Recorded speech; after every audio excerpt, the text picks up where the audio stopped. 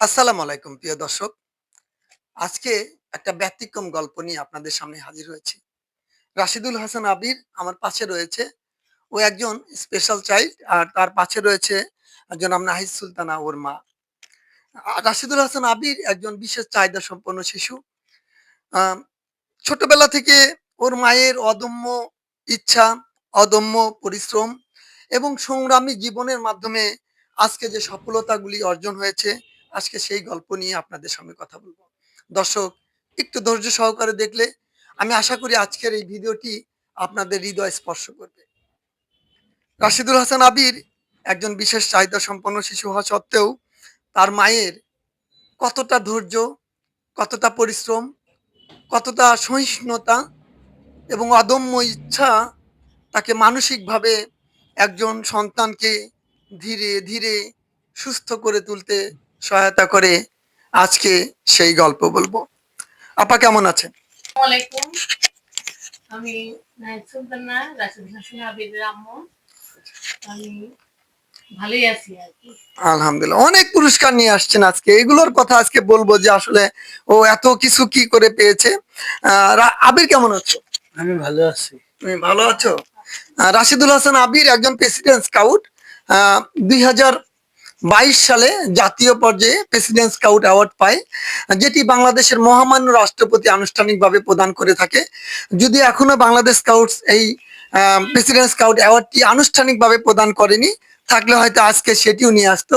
কিন্তু একজন স্কাউটার হিসেবে আমি জানি যে 2022 সালেও জাতীয় পর্যায়ে প্রেসিডেন্ট স্কাউট অ্যাওয়ার্ড পেয়েছে এবং অচিরেই বাংলাদেশ স্কাউট হয়তোবা মহামান্য রাষ্ট্রপতির নিকট থেকে ওকে এই অ্যাওয়ার্ডটি প্রদান করবে। আজকে মূলত একটি বিশেষ দিন।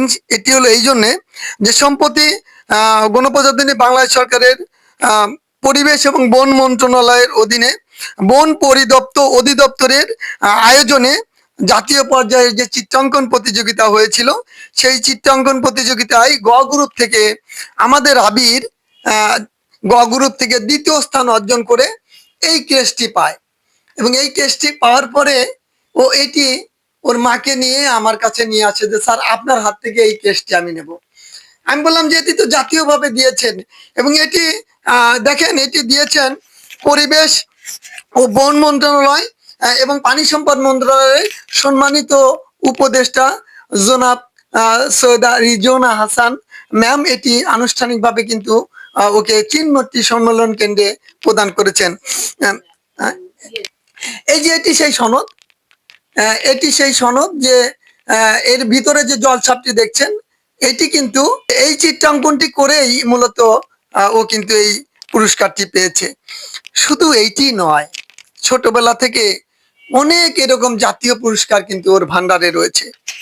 আপনারা এইখানে যে ছবিটা দেখছেন, এই ছবিটা কিন্তু এই যে ক্যালেন্ডারে প্রদর্শিত ছবিটাই ওর আঁকানো ছবি এবং এই ছবিটা ঢাকা বিশ্ববিদ্যালয়ের একটি বড় অনুষদের, এখান থেকে দেখা যাচ্ছে না, অনুষদ থেকে আয়োজিত চিত্রাঙ্কন প্রতিযোগিতায় ও প্রথম স্থান অধিকার করার পরে ওকে এই মেডেল, এই ক্রেস্ট এবং এই এটি কিন্তু ঢাকা বিশ্ববিদ্যালয়কে প্রকাশিত করে। আর এটি হলো ট্যালেন্ট হান্ট, জাতীয় পর্যায়ের একটি ট্যালেন্ট হান্ট প্রতিযোগিতায় ও কি যাই হোক এখান থেকে এটা পেয়েছিল। এরকম অনেক পুরস্কার। আর ওইটা হলো 22 সালে। তো কথা হচ্ছে যে এই যে এই প্রাইজ বনগুলি ও এই যে বন বিভাগের যে প্রতিযোগিতা, সেখান থেকে এই প্রাইজ বনগুলি পেয়েছে। শুধু এইটি নয়, আহ, এর পাশাপাশি ও একজন ভালো নৃত্যশিল্পী, নিয়মিত নৃত্য চর্চা করে এবং নৃত্য থেকেও কিন্তু জেলা পর্যায়ের অনেকগুলি পুরস্কার ওর আছে। কবিতা আবৃত্তি করে কখনো। এবং সবচেয়ে বড় কথা দেখেন, এই যে পুরস্কারটি পেয়েছে, এটা কিন্তু স্পেশাল চাইল্ড কোঠায় নয়, এটি কিন্তু বড়দের সঙ্গে প্রতিযোগিতা করে ও কিন্তু এটি অর্জন করেছে। তো তার মানে এই যে সফলতা, নিয়মিত সফলতা, ও কবিতা আবৃত্তির পাশাপাশি যে সোশ্যাল যে ওয়ার্কিং অর্থাৎ সামাজিক সম্পৃক্ততা, সমাজের বিভিন্ন জায়গায় ও কিন্তু সেবা দিয়ে থাকে। এবং অন্বেষণ মুক্তি স্কাউট গ্রুপ থেকে ও প্রেসিডেন্ট স্কাউট অ্যাওয়ার্ড পেয়েছে। এখন সেবা মুক্তি স্কাউট গ্রুপের সাথে রোবার হিসাবে ও আছে। তো আপা, এই যে ওর অর্জন, এই অর্জনের কারণে আপনার এখন কেমন লাগে? আমি তো ওকে ছোটবেলা থেকে নিয়ে দৌড়াদৌড়ি করছি, এই স্কুলে ওই স্কুলে ভর্তি নেয় নাই। ওর আপনার ভালো লাগছে তো এই অর্জনে এখন? এখন ভালো লাগছে। এখন সব জায়গায় আমি ওকে নিয়ে যাই আর কি। তো একটু বলেন তো ওর ছোটবেলা থেকে আপনার ওকে নিয়ে যে কষ্ট পরিশ্রম ছিল, কি ছিল ছোটবেলায়, ওকে কেমন দেখেছেন আর আপনি কি কি করেছেন একটু আমার দর্শকের জন্য বলেন। ছোটবেলায় ওর চেহারাটা ছিল এত সুন্দর, সবাই ওকে খুব ভালোবাসতো। আমরা ওই যে সেটা বলেছিলাম ওখানে, সবাই সবাই কোলে নিত, সবাই ভালোবাসতো। এরকম আচ্ছা, এ যে এরকম হবে আমরা জানি না আর কি। মানে ছোটবেলায় বুঝতে পারেননি যে ও একটু চাহিদা সম্পন্ন। হবে সবাই খুব আদর করতো। কিন্তু যখন একটু বড় হইলো তখন তো আমি শেয়ারবারে চলে আসলাম। এখানে আসার পরে দেখছি ও অন্যরকম, ভাত টাত খাইতে চাইতো না, খালি মিষ্টি জিনিস, যে সুজি কথাবার্তার মধ্যে একটু বেজে আসা, হ্যাঁ, আহ, ডাক্তারও দেখানো অনেকবার। বয়স অনুযায়ী যে আচরণ গুলো করা দরকার তাতে না, একটু। ওর সাথে খেলতো না অনেকে, খেলতো না। ওর বোন ওর সাথে খেলতো, ছোট বোন ওর সাথে খেলতো। আর ছোট বোনই বলতো যে আম্মু নিয়ে যাও সব জায়গায়, দাওয়াত নিয়ে যাও। আমি যাবো না, ও যাবে না, ভাইয়া যাবে, এরকম বলতো আর কি। আর নিয়ে যেতাম, তারপরে যে আর্ট শিখাইতাম। অনেক জায়গায় আর্ট শিখেছি আমি, কালীবাড়ি, তারপরে মুক্তাপাড়া। বিভিন্ন যেখানে যেটা শুনেছেন সেখানে আর্ট শিখাইছেন। তারপরে চাহিদা সম্পন্ন ছেলে শিশুদের স্কুল, স্কুলে ভর্তি করেছিলাম আর কি। ওই স্কুলে ভর্তি হ্যাঁ, করেছেন। হ্যাঁ, হ্যাঁ, জিন্নাসার উনি মারা গেছে, ওই তো স্কুলে এরকম অভিভাবকরা বা আপনার প্রতিবেশীরা ওর সঙ্গে প্রতিবেশীরা কোনো বেশি ভালো ব্যবহার করতো না আর কি। খুব ভালো ব্যবহার করতো না, না, এজন্য কি কষ্ট পাইতেন আপনি? কষ্ট পাইতাম মানে ও কানতো আমিও কানতাম। আবির, কেমন আছো বাবা? ভালো আছি। এই যে অনেক পুরস্কার পাইছো, এখন কেমন লাগে তোমার? ভালো লাগতেছে। এখন ভালো লাগে। এই যে এত পুরস্কার পাইছো, এর জন্য তোমার কার কথা বেশি মনে পড়ে? কে তোমার পিছনে সবচেয়ে বেশি শ্রম দিছে? আমার আম্মু শ্রম দিছে। তোমার আম্মু সবচেয়ে বেশি শ্রম দিছে। তোমার আম্মুকে খুব ভালোবাসো, হ্যাঁ। তাই না? হুম, খুব ভালোবাসো। হুম, তুমি কবিতা আবৃত্তি করতে পারো? হ্যাঁ। একটু 2 লাইন কবিতা বলো তো, একটা যে কোনো কবিতা। Group series. আসসালামু আলাইকুম। আমার নাম নাশিদুল হাসান আবিদ। আমি একটি কবিতা বলবো। কবিতার নাম group series, Sukumar Ray. Head অফিসের বড়বাবু, লক্ষ্মী বড় শান্ত, তা চেয়ে এমন মাথা বেমন কে কখনো জানতো। দিব্যি ছিলেন ফসমিজাজে, চেয়ার খানি চেপে একলা বসে জিমজিমে হঠাৎ গেলেন খেপে। ঠিক আছে। তো দেখেন দর্শক, যার কথা বলতে বেজে আসে সে চমৎকার ভাবে দৃঢ় প্রত্যয়ে এরকম ভাবে কবিতা আবৃত্তি করলো।